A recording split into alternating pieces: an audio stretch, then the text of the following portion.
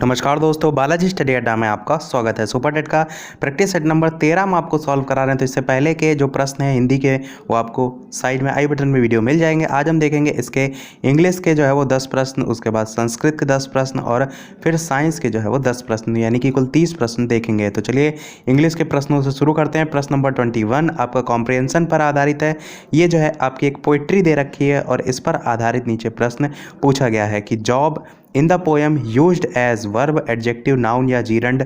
4 option दे रखे हैं, आपको बताना है इन चारों में से कौन सा सही होगा। ऑप्शन ए, बी, सी या डी। तो चलिए बात कर लेते हैं उत्तर की।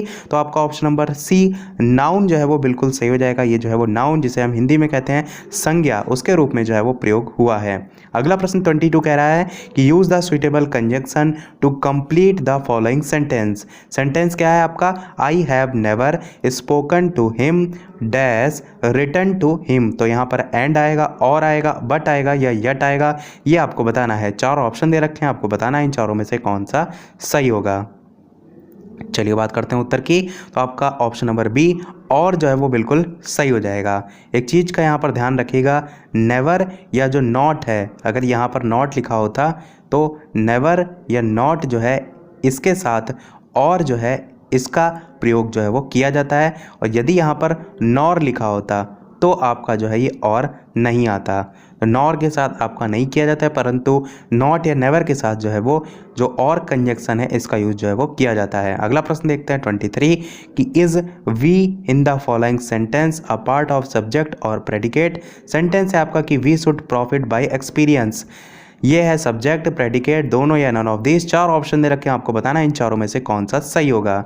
ये जो आप प्रश्न इस टाइप के देख पा रहे हैं, सब्जेक्ट, प्रेडिकेट, ये आपके जो पिछले पेपर हुए हैं 2018-19 इसी प्रकार के प्रश्न जो है वो पूछे गए थे, इसीलिए इस पर बेस्ड यहाँ पर प्रश्न जो है वो दे रखे हैं। बात करते हैं उत्तर की। तो आपका सब्जेक्ट जो है वो बिल्कुल सही हो जाएगा। यहाँ पर जो वी आप देख पा रहे हैं ये पूछा गया था, तो ये सब्जेक्ट के तौर पर यहाँ पर यूज हुआ है। अगला प्रश्न देखते हैं 24 put in the correct pronoun in the reported speech of the following sentence. Sentence क्या है आपका? He told me comma inverted comma I shall try my best to help you. Change करने के बाद क्या हो गया? He told me that dash would try his best to do help me. तो यहाँ पर आपको बताना है फिल इन द ब्लैंक्स। यहाँ पर क्या होगा? आई होगा, ही होगा, सी होगा या यू होगा। 4 ऑप्शन दे रखे हैं, आपको बताना है कौन सा सही होगा। चलिए बात करते हैं उत्तर की। तो आपका ऑप्शन नंबर बी ही जो है बिल्कुल सही हो जाएगा। यहाँ पर that he would try his best do help मी, ये जो है आपका सही हो जाएगा। और यहाँ पर बेस्ट के बाद ये टू आप देख पा रहे हैं, ये टू होगा, यहाँ पर मिस प्रिंट है, टू हेल्प मी जो है वो होगा। यहाँ पर टू जो है वो नहीं चेंज होगा, और यू जो है ये चेंज होगा, ये जो है वो मी में जो है वो चेंज होगा। 25 प्रश्न कह रहा है complete the following sentence with an appropriate article. She reads in dash H E school. तो आपको बताना है एन होगा, ए होगा, द होगा या नो आर्टिकल। 4 ऑप्शन दे रखे हैं, आपको बताना है इन चारों में से कौन सा सही होगा। तो चलिए बात करते हैं उत्तर की, कौन सा सही होगा। सही हो जाएगा आपका ऑप्शन नंबर ए, यानी कि एन आर्टिकल का जो है यहाँ पर यूज़ होगा। क्यों होगा? क्योंकि यहाँ पर जो आप एच देख पा रहे हैं वर्ण, ये आपका वॉवल साउंड है। यदि आप बोल के देखिए तो ये स्वर ध्वनि से प्रारंभ हो रहा है, इसलिए आपका स्वर जब प्रारंभ होता है तो एन जो है वो होता है। आप इसको ए ई आई ओ यू के हिसाब से नहीं, इसको जब बोल के देखेंगे या तो आप इसको लिखेंगे तो एच लिखेंगे, इस टाइप से लिखेंगे। और यहाँ पर देखिए तो ए जो है ये स्वर की ध्वनि उत्पन्न हो रही है, इसलिए यहाँ पर एन जो है वो होता है।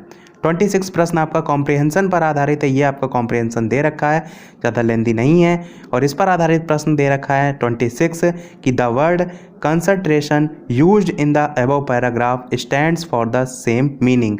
तो आपको 4 ऑप्शन दे रखे हैं सेम मीनिंग, यानी कि सिनोनिम जो है वो बताना है इन चारों में से कौन सा जो है वो सही होगा।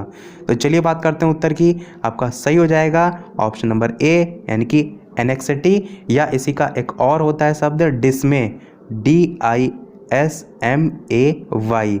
ये जो है आपका हो जाएगा। अर्थ क्या होता है इसका? अर्थ होता है इसका एकाग्रता।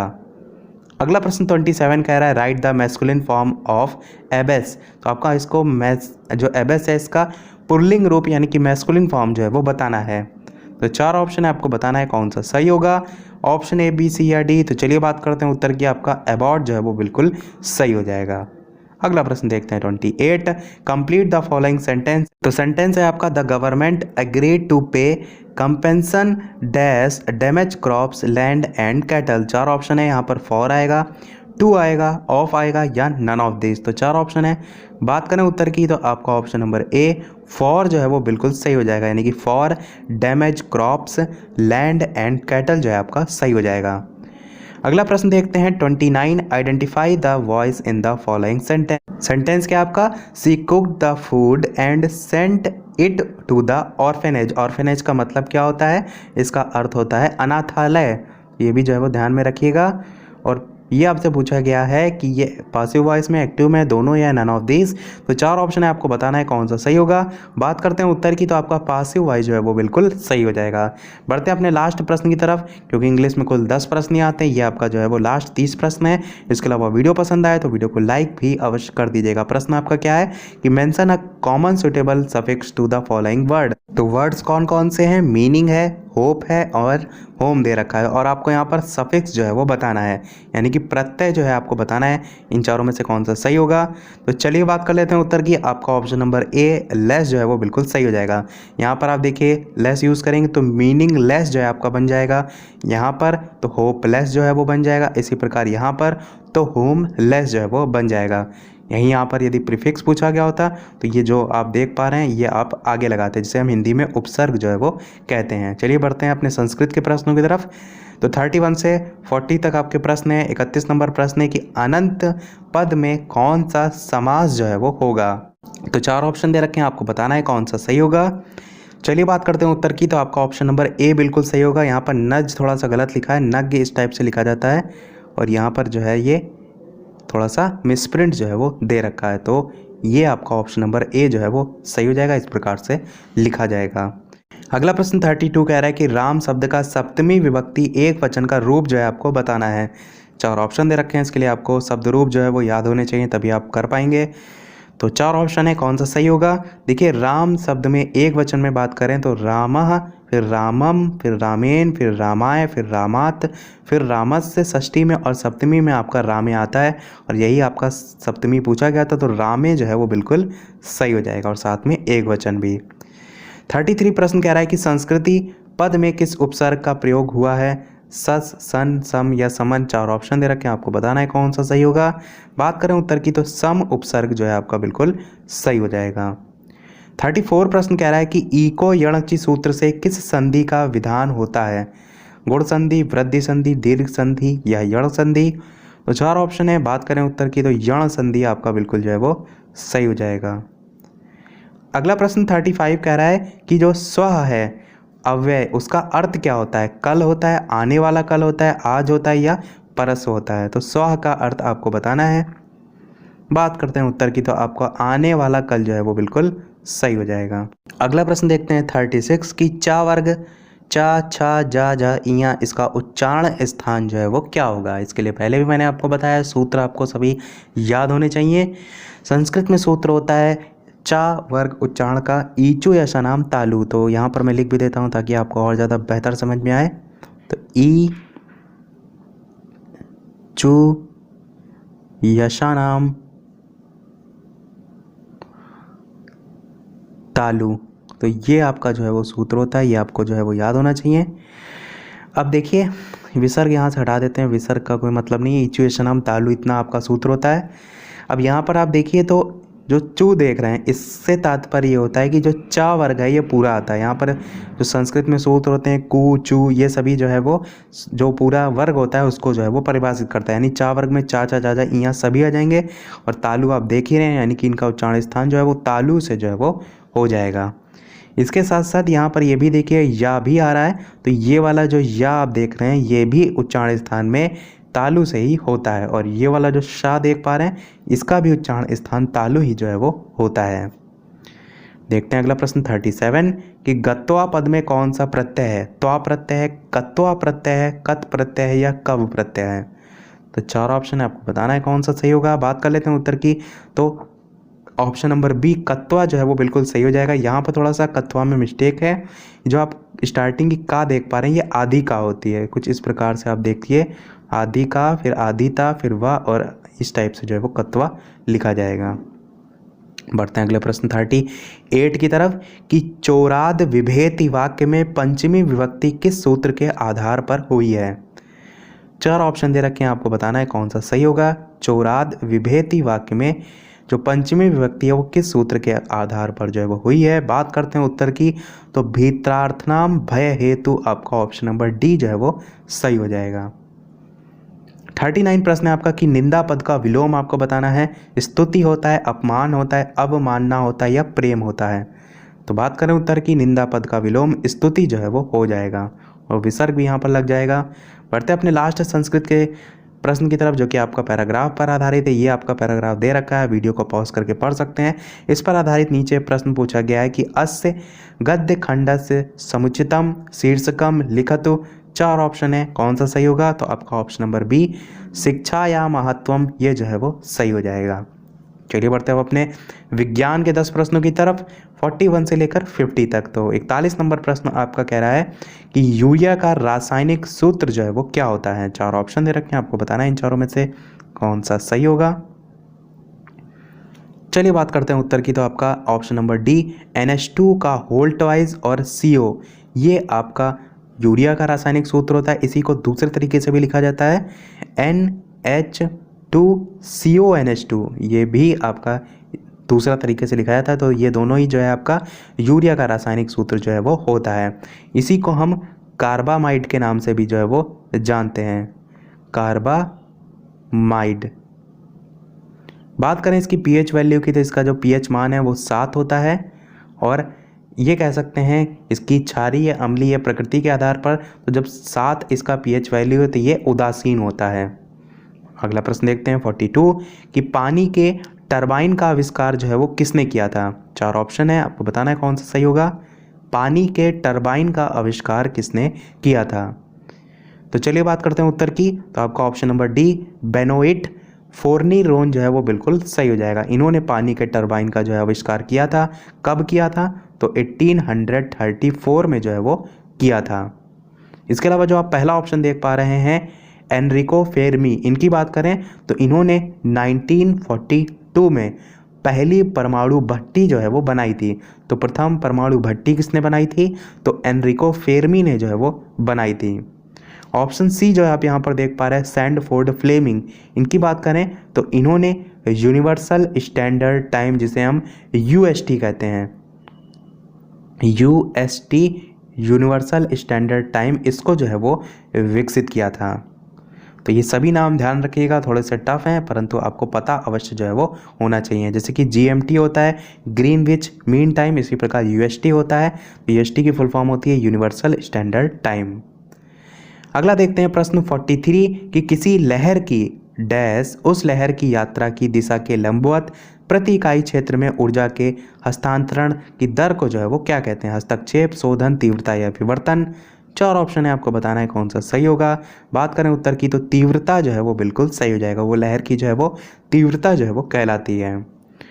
44 प्रश्न है कि कौन सी कोशिकाएं पौधे के विभिन्न अंगों को जन्म देती हैं और पौधे को बढ़ने में मदद भी जो है वो प्रदान करती हैं। 4 ऑप्शन है स्थायी, त्वचीय, मेरिस्टेमेटिक या प्रौढ़। बात करते हैं उत्तर की कौन सा सही होगा, तो आपका ऑप्शन नंबर सी मेरिस्टेमेटिक जो है वो बिल्कुल सही हो जाएगा, जिसे हम विभज्योतकी कोशिकाओं के नाम से जानते हैं और इन्हीं को हम इंग्लिश में कहते हैं मेरिस्टेमेटिक सेल्स। तो ये जो पौधे के विभिन्न भाग होते हैं उनको जो है वो जन्म देती हैं और पौधों को बढ़ने में भी जो है वो मदद करती हैं। इनके भी 3 प्रकार होते हैं, एक होता है आपका शीर्षस्थ विभज्या, दूसरा होता है पार्श्वीय विभज्या और तीसरा होता है अंतर्वेशी विभज्या। तो ये 3 प्रकार भी इसके होते हैं। अगला देखते हैं प्रश्न 45 कि प्लास्टिक की बोतलें एक बहुलक की बनी होती हैं जिसे PET के नाम से जाना जाता है। तो PET जो है इसकी फुल फॉर्म क्या होती है। 4 ऑप्शन भी नीचे दे रखे हैं, आपको बताना है कौन सा सही होगा। इसके अलावा वीडियो अभी तक आपने लाइक ना किया हो तो वीडियो को लाइक भी अवश्य कर दीजिएगा। इतनी सारी हम इन्फॉर्मेशन प्रोवाइड करा रहे हैं तो एक लाइक तो आपका बनता ही है। चैनल पर नए हो तो चैनल को सब्सक्राइब भी अवश्य कीजिएगा ताकि आगे भी इसी प्रकार प्रैक्टिस सेट आपको मिलते रहें। बात करते हैं चलिए उत्तर की, तो बात करें उत्तर की, सही हो जाएगा आपका ऑप्शन नंबर ए पॉलीइथिलीन टेरिप्थलेट। ये जो है इसकी फुल फॉर्म जो है वो होती है। सूत्र की बात करें तो C10 H8O4 का होल पावर n, ये जो है इसका सूत्र जो है वो होता है। और ये जो इकाई है जो बहुलक बनाती है इसे हम संकलक के नाम से भी जानते हैं। अगला प्रश्न देखते हैं 46 कि FM रेडियो जो है उसका आविष्कार किसने किया था। 4 ऑप्शन दे रखे हैं, आपको बताना इन चारों में से कौन सा सही होगा, ऑप्शन A, B, C या D। तो चलिए बात करते हैं उत्तर की। आपका option number A Edward Harvard Armstrong, ये जो है वो सही हो जाएगा। FM का आविष्कार जो है इन्होंने ही जो है वो किया था। इसके अलावा जो एडविन बियर्ड बंडिंग लिखा हुआ है, इन्होंने लॉन मूवर जो है इसका आविष्कार जो है वो किया था। बढ़ते हैं अगले प्रश्न 47 की तरफ कि सुपरपोजिशन के सिद्धांत के अनुसार किसके संदर्भ में अंतरिक्ष में मैक्सिमा और मिनिमा के क्षेत्रों का उत्पादन करने के लिए 2 या 2 से अधिक सुसंगत तरंगों के एक दूसरे के ऊपर जो रखना है उससे होता है। हस्तक्षेप, शोधन, तीव्रता, विवर्तन, यहाँ पर फिल इन द ब्लैंक्स की जगह आपको बताना है क्या सही होगा। बात करें उत्तर की तो आपका हस्तक्षेप जो है वो बिल्कुल सही हो जाएगा। जो सुपरपोजिशन है इसके सिद्धांत के अनुसार अंतरिक्ष में जब 2 या 2 से अधिक जो तरंगे हैं वो एक दूसरे के ऊपर रखा जाता है तो इसको हम हस्तक्षेप के नाम से जानते हैं। 48 प्रश्न कह रहा है दुनिया का सबसे बड़ा खिलने वाला फूल कौन सा है। 4 ऑप्शन दे रखे हैं, आपको बताना इन चारों में से कौन सा सही होगा, ऑप्शन A, B, C या D। तो चलिए बात करते हैं उत्तर की। तो आपका ऑप्शन नंबर C रिफ्लेसिया अर्नोल्डी जो है वो बिल्कुल सही हो जाएगा। अधिकतर जगह आपको केवल रेफ्लेशिया ही देखने को मिलता है। इसके अलावा ये इंडोनेशिया के 3 राष्ट्रीय फूलों में से एक के अंतर्गत भी जो है ये आता है। 49 प्रश्न आपका कह रहा है कि डैश सीमेंट के जमने की दर को घटाता है, एल्यूमिना, सिलिका, जिप्सम या मैग्नीशियम ऑक्साइड। तो कौन सीमेंट की जमने की दर को घटाता है ये आपको बताना है। सीमेंट जो है इसको हम पोर्टलैंड सीमेंट के नाम से भी जानते हैं और इसकी खोज जो है 1824 में जो है जोसेफ एस्पेडिन ने जो है वो की थी। सीमेंट की बात करें तो इसमें यदि एल्यूमिना अधिक है तो ये जो है वो जल्दी जमता है। यहाँ पर पूछा गया है जमने की दर को घटाता है, परंतु यदि ये पूछा गया होता कि जमने के कारण क्या होता है जल्दी जमने का, तो एल्यूमिना अधिक होने पर ये जल्दी जमता है और जो जिप्सम होता है वो सीमेंट के जमने की दर को जो है वो घटाता है, जो कि आपका ऑप्शन नंबर C में जो है वो दे रखा है। तो यही आपका उत्तर जो है वो सही हो जाएगा। अगला और लास्ट प्रश्न हम आपसे पूछ रहे हैं, जैसे कि सभी वीडियो में हम आपसे एक ना एक प्रश्न पूछते हैं। इस वीडियो का आपके लिए प्रश्न है, जो जीव प्रकाश का उपयोग कर भोजन तैयार करते हैं उन्हें किसके रूप में जाना जाता है, स्वपोषी, विषम पोषज, सर्वाहारी या विघटन करने वाला। इन चारों में से कौन सा सही होगा, ऑप्शन A, B, C या D। वीडियो के मेन कमेंट में टाइप करके अवश्य बताइएगा। ये आप टाइप नहीं कर पाएंगे तो केवल ऑप्शन 1 B, C, D करके भी टाइप कर सकते हैं और 50 नंबर आपका ये प्रश्न है। तो सभी लोग ट्राई अवश्य कीजिए। इसी के साथ हमारे ये सेट जो है वो कंप्लीट होता है। इसके आगे के जो प्रश्न है वो हम अगले वाले पार्ट में जो है वो देखेंगे। तो आज के वीडियो में इतना ही। वीडियो पसंद आया हो तो लाइक अवश्य कीजिएगा, नए हैं चैनल पर तो सब्सक्राइब जरूर कीजिएगा। चलिए मिलते हैं अगले वीडियो में नए टॉपिक के साथ। तब तक के लिए नमस्कार, थैंक यू फॉर वॉचिंग।